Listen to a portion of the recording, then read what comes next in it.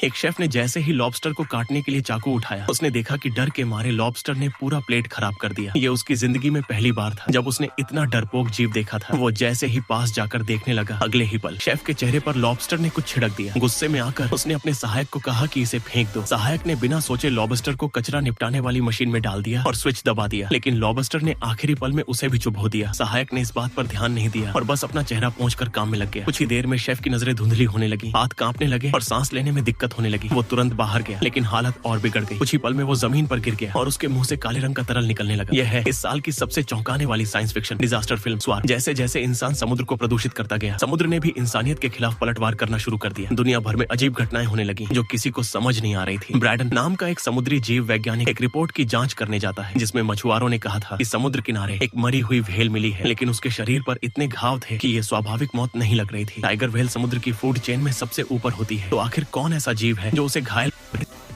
तक जाने का फैसला किया और अकेले ही व्हेल्स के माइग्रेशन रूट पर गया। वहां उसने समुद्र में मॉनिटरिंग उपकरण लगाए और इंतजार शुरू किया। जल्द ही उसे व्हेल्स की आवाजें सुनाई दी और एक विशाल हम्पबैक व्हेल सतह पर आ गई। ये व्हेल उसकी नाव के पास इंसानों की तरह रुक गई और आंखों से उसे घूरने लगी।